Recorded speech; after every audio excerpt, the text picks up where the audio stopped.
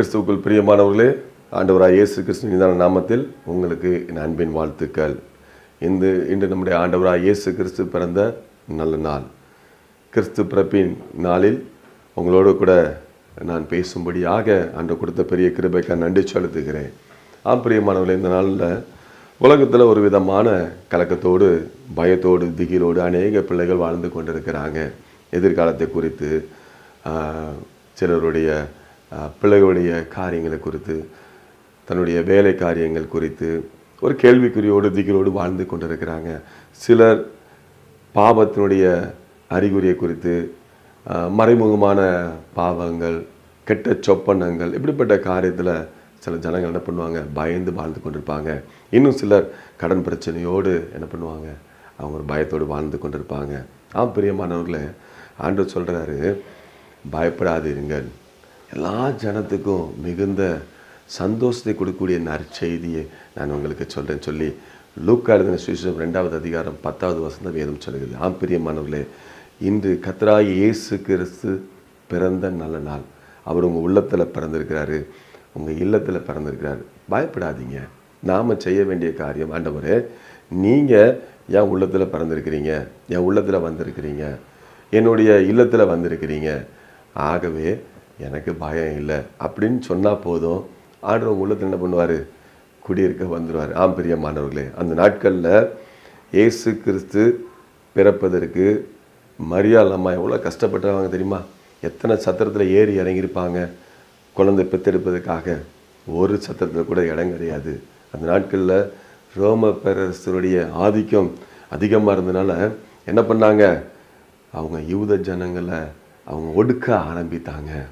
அந்த நாட்களில் சத்திரத்தில் அநேக ரோம பேரரசுடைய அதிகாரிகள், போர் வீரர்கள், அவங்கெல்லாம் தங்குவதற்கு இடம் இருந்தது. ஆனால் யாருக்கு இடம் இல்லை? இயேசு கிறிஸ்துவை பெற்றெடுப்பதற்கு மரியாள் அம்மாவுக்கு அங்கே இடம் இல்லை. இயேசு கிறிஸ்து பிறப்பதற்கு அங்கே இடம் இல்லை.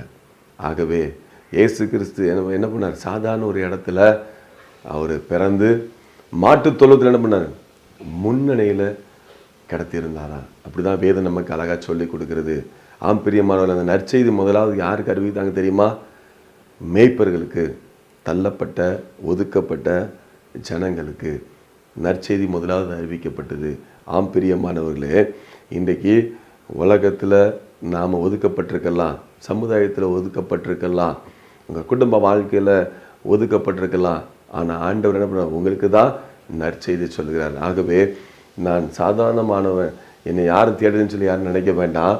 ஆண்டவரை நோக்கி பார்க்கிற ஒவ்வொரு பிள்ளைகளும், இயேசு என்று கூப்பிடுற ஒவ்வொரு பிள்ளைகளும் நிச்சயமாக ஆசீர்வதிக்கப்படுவார். நல்ல செய்தி ஆண்டவர் சொல்லுகிறார். பயப்பட வேண்டாம். நீங்கள் உங்களுடைய திகிலோடு வாழ்ந்து கொண்டு போனால் அந்த திகிலை குறித்து கவலைப்பட வேண்டிய அவசியமே கிடையாது. நிச்சயமாக ஆண்டவர் நம்மோடு கூட வாழ்ந்து கொண்டிருக்கிறார், உங்களோடு கூட வாழ்ந்து கொண்டிருக்கிறார். ஆகவே இயேசுவே, எனக்காக இந்த உலகத்தில் நீங்கள் பிறந்தீங்க, அது உண்மை, என் கூட இருக்கிறீங்க, அது உண்மை. இந்த சத்திய வார்த்தையை சொல்லி விசுவாசத்தில் நடங்க, கர்த்தர் உங்களை பலப்படுத்துவார். நாம் ஜெபிக்கலாமா? அன்பின் தகப்பனை, நன்றியோடு உம்மை ஸ்தோத்திரிக்கிறோம், உம்மை துதிக்கிறையா. இந்த நாளில் கூட கிறிஸ்து பிறந்த இந்த நற்செய்தியை அருமையான பிள்ளைகளுக்கு சொல்ல உதவி செய்தீங்க. ஆண்டவரே, இயேசு கிறிஸ்து மெய்யாலும் எங்களுக்காக பிறந்தீங்க என்று சொல்லி விசுவாசத்தோடு அறிக்கை செய்கிற ஒவ்வொரு பிள்ளையோட வாழ்க்கையிலும் இருக்கிற கவலை, கஷ்டம், கடன் பிரச்சனை, வியாதி பலம் இயேசுவின் நாமத்தை விலகி போகும்னு நான் செபிக்கிறையா. நல்ல செய்தியை அறிவிக்க கர்த்தர் எங்களுக்காக இந்த உலகத்தை பிறந்தீங்க, எங்களை பலப்படுத்துவதற்காக, எங்களை ஆசீர்வதிப்பதற்காக நீங்கள் எங்கள் கூட இருக்கிறீங்க. மக்கள் நன்றி செலுத்துகிறோம். மனம் திரும்புதலோடு ஆண்டவரே, ஆசீர்வாதத்தை எதிர்நோக்கி கொண்டிருக்கிற ஒவ்வொரு பிள்ளைகளும் பலப்படுத்துவீராக. துதிகன மகிமை உமக்கே, இயேசுவின் நாமத்தில் பிதாவே. ஆமென், ஆமென். God bless you.